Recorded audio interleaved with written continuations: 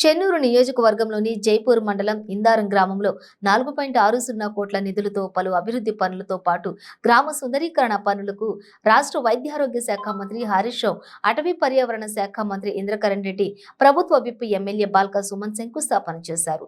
ఈ సందర్భంగా వారు మాట్లాడుతూ గ్రామాల అభివృద్ధికి రాష్ట్ర ప్రభుత్వం పెద్దపీట వేస్తుందన్నారు.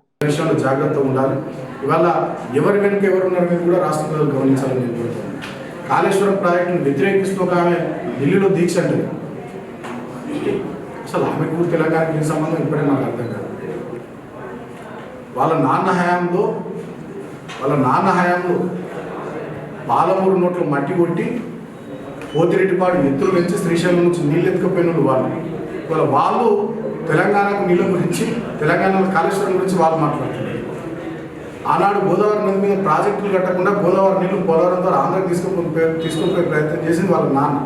ఇవాళ వాళ్ళు కాళేశ్వరం గురించి మాట్లాడుతున్నారు. అంటే తెలంగాణ ప్రయోజనాలు పట్టనటువంటి వాళ్ళు, బయ్యారం ఏరియాలో ఉక్కు కనీసం దుబ్బుకొని పోవాలని చూసినటువంటి వాళ్ళు ఇవాళ వాళ్ళు తెలంగాణ ప్రయోజనాల గురించి మాట్లాడుతున్నారంటే ఎవరి వెనక ఎవరున్నారో ఒకసారి తెలంగాణ ప్రజానికి, తెలంగాణ సంబంధం గమనించాలి.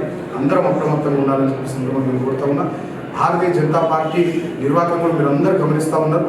వల్ల భారత రాష్ట్ర సమితిని మా కేసీఆర్ గారిని ఎదుర్కొనే దమ్ము లేక, ప్రజాక్షేత్రంలో మమ్మల్ని తట్టుకునే శక్తి లేక ఇవాళ మొత్తం మా మంత్రులు, మా ఎంపీలు, మా ఎమ్మెల్యేలు, మా ఎమ్మెల్సీలు మొత్తం మా పార్టీ నాయకత్వాన్ని టార్గెట్ చేసి ఇవాళ ఏదో రకంగా కేసుల పేరిట మమ్మల్ని భయపెట్టి ప్రజాక్షేత్రంలో వాళ్ళకి 4 ఓట్లు రావు కాబట్టి మమ్మల్ని బదనం చేయాలనేటువంటి కుట్రను వాళ్ళ భారతీయ జనతా పార్టీ నేతృత్వంలో కేంద్ర ప్రభుత్వం చేస్తూ ఉంది. ఎన్నికలు ఎక్కడ వచ్చినా మోడీ వచ్చే ముందు ఈడీ వస్తుంది, మోడీ వచ్చే ముందు ఐటీ వస్తుంది, బీజేపీ వచ్చే ముందు సిబిఐ వస్తుంది. ఇది 2014 నుంచి ఈ దేశంలో అన్ని రాష్ట్రాల్లో జరుగుతూనే ఉన్నాయి. అన్ని రాష్ట్రాల్లో చూస్తున్నాం.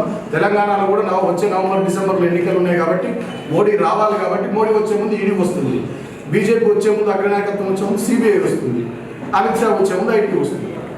అంతే. ఇక మిగతాదంతా సేమ్ టు సేమ్, పెద్ద తేడా లేదు. ఈ కేసులకు బీజేపీ తాటా చప్పులకు బెదిరేటోడు భయపడ్డాడు ఎందుకు కూడా లేడు. మా వెనుక కూడా వీకలేదు. ఇవాళ భారతీయ జనతా పార్టీకి సూటిగా చెప్తా ఉన్నా, మీరు ఈడీ కేసులు పెట్టినా, ఐటీ రైట్స్ చేసినా, సిబిఐ కేసులు పెట్టినా మా ఎన్నింటికో కూడా వీకలేరని చెప్పి నేను స్పష్టంగా చెప్తాను. మా చిత్తశుద్ధి దొంగల ముఠ ఆ బ్యాచ్కు అధ్యక్షుడు రేవంత్ రెడ్డి. అటువంటి రేవంత్ రెడ్డి పట్టుకుని మా ప్రభుత్వాన్ని, మా మంత్రిని విమర్శించడం నేను చూసిన. రైతుల పట్ల ముసలి కన్నీరు గారిస్తున్నాడు. ఇప్పుడు నేను చెప్పిన విషయాల పట్ల ముసలి కన్నీరు గారుస్తున్నాడు. అసలు ఈ రాష్ట్రంలో రైతుల పరిస్థితి ఇట్లా తయారు కావడానికి కారణమైనటువంటి పార్టీ కాంగ్రెస్ పార్టీ.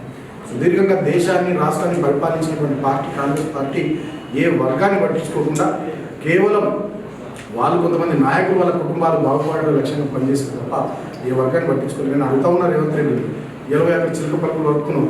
మేము ఇస్తున్నాం రైతు బంధుని కాంగ్రెస్ ఎందుకు ఇవ్వలే? మేము ఇస్తున్నాం రైతు బీమాని కాంగ్రెస్ ఎందుకు ఇవ్వలే? మేము మిషన్ కాకతీయులు బాగా 46,000 చెరువులు మంచిగా చేసినాం, ఈ కాంగ్రెస్ ఎందుకు చేయలేదు? మేము కాళేశ్వరం కట్టినాం, మేము పాలమూరు రంగారెడ్డి ఎత్తిపోతల పథకం కడుతున్నాం, మేము సీతారామ ప్రాజెక్టు నిర్మిస్తున్నాం, మేము ఇంకా అనేక రకాలైనటువంటి నీటిపారుదల ప్రయత్నం నిర్మిస్తున్నాం. మీరు ఎందుకు చేయాలి?